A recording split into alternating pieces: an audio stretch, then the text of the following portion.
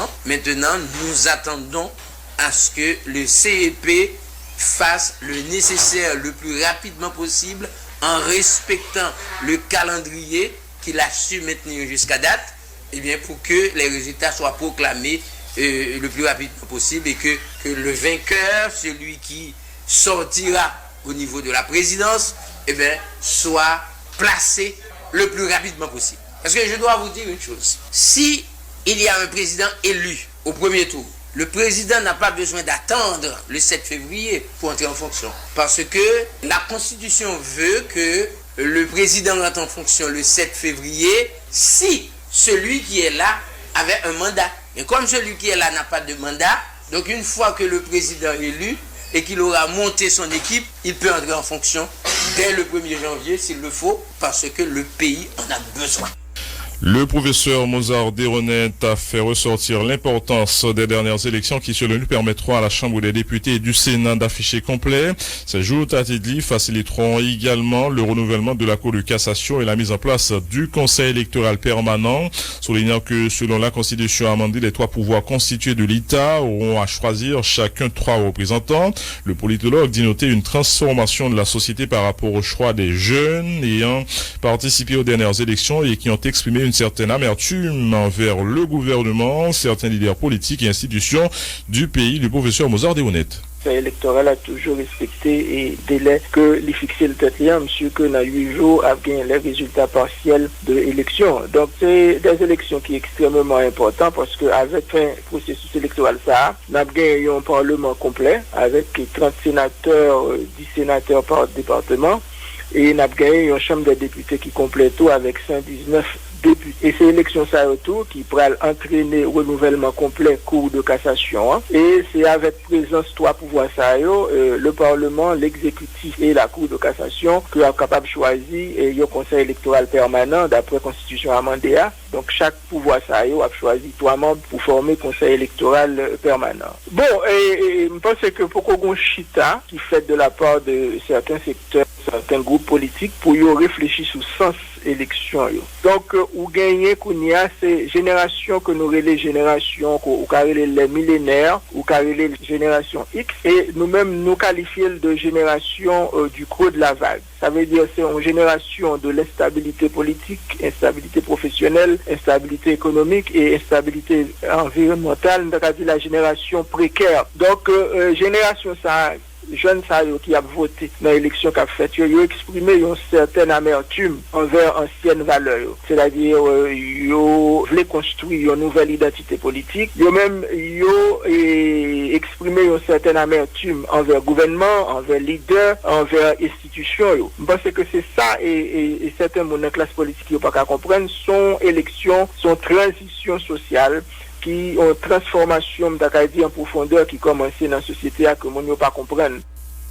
L'ex-premier ministre nommé Fritz Alphonse Jean se dit interpellé par le faible taux de participation au scrutin du 20 novembre, en dépit du fait que la plupart des candidats avaient investi beaucoup d'argent dans la campagne électorale. Pour l'ancien gouverneur de la Banque centrale, ce constat est d'autant plus inquiétant que ces élections sont capitales pour l'avenir des citoyens. Selon lui, au-delà de la misère chronique dans laquelle patauge la population, le déficit de confiance généralisé dans les institutions du pays serait l'une des principales causes du faible taux de participation à ces jours électorales. L'économiste Fritz Jean dit par ailleurs s'attendre à des mouvements en 2 protestations après la publication des résultats des élections. L'économiste Fritz Jean attire de notre côté l'attention sur les défis socio-économiques qui attendent la prochaine administration. L'ancien gouverneur de la Banque centrale prévient que le prochain chef de l'État ne pourra faire de miracle et risque de faire face à de grandes difficultés durant la première année de son quinquennat. Il prédit également une accélération de la dépréciation de la monnaie locale qui pourrait atteindre 120 gourdes pour $1 dans les prochains mois en raison du climat délétère actuel. L'économiste Fritz Jean. si on a joué avec question ça là, comme si dans 1 mois, 2 mois, et puis situation arrêtée, Jean-Lieu là, et pas un économiste qui a dit côté goût de la prale, non? Parce que tout ça que nous avons regardé là, en dépit de tout effort que la Banque centrale a fait, etc., ou non situation telle côté que il y a tranquillement une accélération qui est faite depuis le mois octobre là, de goût là, une accélération qui est faite, et accélération ça, il peut continuer parce que anticipation négative yo là dans le pays. Personne ne connaît qui ça va venir. Et le pire, en 2016-2017, qui n'importe monde qui est élu, nous allons regarder, il y a un monde qui est dans la première année de mandat. Tout investisseur, tout donneur, toute aide, moun ça là, il prend une sorte de situation d'attentisme pour regarder et qu'est-ce qui se passe. Et qu'est-ce qui se passe là pour aller dépendre de l'environnement que moun ça qui est élu pour le permettre d'établir dans le pays. Et là, je doute Valérie, avec les gens que nous partis là, qu'on est là, ou pour aller dans une situation qui est accommodant comme si pour investisseur vini, qui est accommodant. Et là, et autre chose que faut pas oublier, le fait qu'on ait un type de déliquescence institutionnelle ça, il réduit capacité pays pour le mobiliser ressources pour le développement de jeunes dans le pays. Il juste réduit. Ça veut dire ou même comme interlocuteur qui peut parler avec investisseurs, interlocuteur qui peut parler avec communauté internationale là, ou juste et d'ailleurs Valérie, vous connaissez ça mieux que moi, niveau de respect qui vient qu'on est là de la communauté internationale par rapport à l'État haïtien. Si respect on a évalué de 0 à 10, nous 1,52. Et là c'est évident, après tout ça qui se passe dans le pays, Mathieu, donc qui n'est pas tout le monde qui va venir là, il peut aller dans une situation extrêmement difficile au point de vue économique. Et là, donc, la croissance ne sera pas au rendez-vous à cause de tout ça que nous avons là. Est-ce que, et je dis du temps que ça va, et Fridjan, est-ce que vous estimez que différents candidats à la présidence qui sont ici là, ils sont conscients de ça Haïti, je dis. Ça lié, leur évaluer dans tout aspect. Est-ce que vous pensez que il y a un vrai diagnostic pays? Bon, premier, à très court terme. L'on pose des questions ça, à très court terme, moi je vais regarder ça pour arriver nous dans 2-3 mois. On nous dit que situation ça que nous vivons là, il continue comme ça. Comme ça pour 2-3 mois. Allez, on a un goût de 120 gouttes pour nous là. Et là ça, malheureux qui a touché 15-20 000 gouttes, et comme nous-mêmes 60 à 70% de ça nous manger, c'est importé que nous importer, nous qu'à comprendre ça dit. Pour malheureux avec malheureuse qui ont même un salaire fixe, évidemment. Soit touche en dollars, il n'y a pas de problème, tu t'ajustes, etc. Et surtout, sous une capacité pour qu'à négocier salaire, ou bien négocier tes contrats que tu as. Pas de problème. Mais moun qui n'a pas une capacité pour négocier contrat, l'on va avoir 120 gouttes pour $1, on peut savoir qu'est-ce qui va arriver en termes de misère qui va gagner en un pays ça. Moi, je pense que par rapport à climat délétère que nous vivons ça là. Puis il y a personne comme on va le faire miracle là. Que n'importe monde qui pral arriver au pouvoir là, c'est pas vrai. Si on monde comprend ça, moi me dit c'est menti. Pas aucun l'argent qui va sortir aucun côté. Monde ça va passer 1 an dans une situation extrêmement difficile. Évidemment, le peu que nous avons recevoir 3 milliards de gouttes que nous avons recevoir, on est la douane, etc. Nous pas le puger, mais ça ne pourra rien faire pour l'avancement de ce pays. Donc quelque part, nous dit il faut que tout le monde chita pour nous connaître ça n'a pas avec pays ça. Autre nouvelle, à Jérémy, des lycéens ont gagné les rues hier pour exiger des responsables du ministère de l'Éducation nationale la reprise des cours dans les écoles publiques de la région. Depuis le passage de l'ouragan Mathieu, les portes des établissements scolaires publics sont restées fermées, alors que le MNFPA avait annoncé une reprise graduelle des activités scolaires dans les départements concernés à partir de mardi dernier. Correspondance Jean-Gary Joseph. Plusieurs centaines d'élèves lycée, l'école nationale, mêlés à collège, organisés en marche pacifique en Jérémy, jeudi 24 novembre 2016. Leur objectif, pour demander ministre de l'Éducation nationale, l'Ange Bouvard Dawson, ensemble avec responsable d'éducation dans la région de la prendre responsabilité pour ouvrir l'école d'État qui ferme depuis après passage du plan Mathieu, côté majorité de l'État, servi abri provisoire. Élèves l'État Sayo qui parcourent diversifier la ville, de tout profiter, passer, prendre élèves dans quelques grands collèges qui a fonctionné, éviter au côté qui est en santé.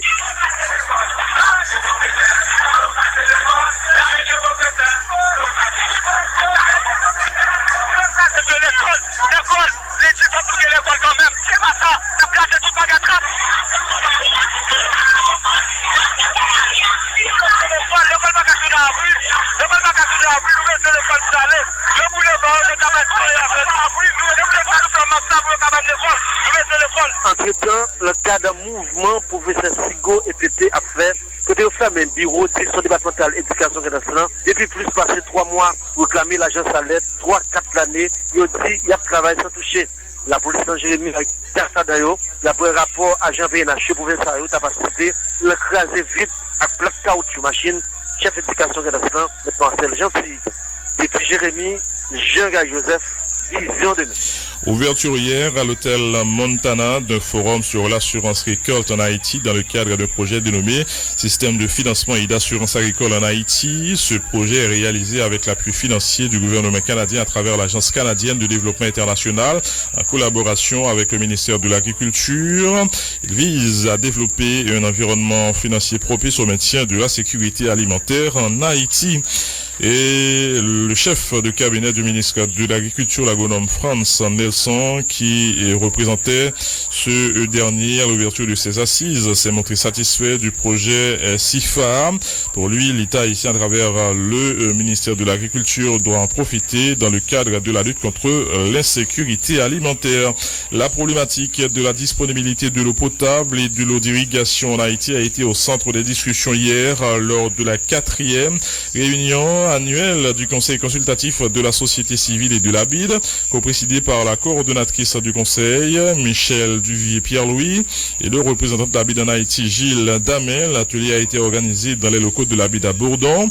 Des représentants des ministères des Travaux publics, de l'Environnement, de l'Agriculture et une vingtaine d'organisations de la société civile y ont pris part. Michel Duvier-Pierre-Louis et Gilles Damel déplorent une mauvaise gestion faite de l'eau disponible. Autre nouvelle, 5 personnes ont été blessées, dont 4 grièvement, dans un accident de la circulation survenu hier sur la route de Tabar.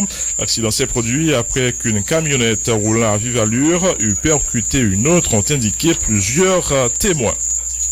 La paroisse universitaire Notre-Dame de l'Immaculée Conception s'apprête à organiser 10 jours de prière au stade Sylvie XIV du mardi 29 novembre au jeudi 8 décembre 2016. Cette activité vise à offrir à tous les Haïtiens, chrétiens ou non, hommes politiques, intellectuels, commerçants et simples citoyens l'opportunité de se rencontrer et de prier ensemble pour la délivrance, la réconciliation et la paix en Haïti, selon le curé de la paroisse Notre-Dame de l'Immaculée Conception, le père Franzi Petit-Homme. Et puis, le rectorat de l'Université d'État d'Haïti a appris avec une profonde tristesse le décès de l'ancien recteur Pierre-Michel-Marie Pacquiao, survenu dans la matinée du 23 novembre 2016 dans un centre hospitalier de Cuba. Ancien étudiant de l'UEH, Pierre-Marie Michel Pacquiao a réalisé des études post-graduées en mathématiques et applications fondamentales, en physique théorique à l'Université des sciences et techniques du Languedoc à Montpellier en France. Il est détenteur d'un DEA.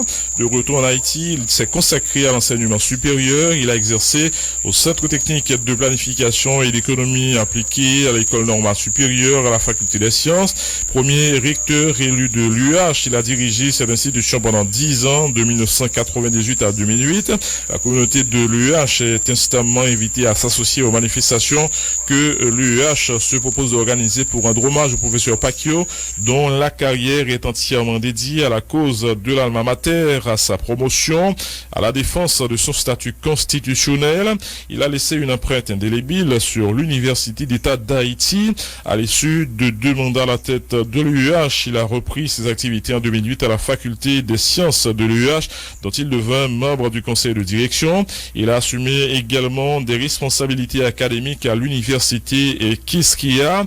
Le rectorat de l'UH s'incline avec respect devant les restes du recteur Pacquiao et prie ses proches, particulièrement son épouse, Madame Marie-Viviane Mathieu, et ses 2 filles, Rachida Gamila et Leila Keshia, d'accepter l'expression de ses condoléances émues. Cette note du rectorat de l'UH porte la signature du recteur Fritz Desom.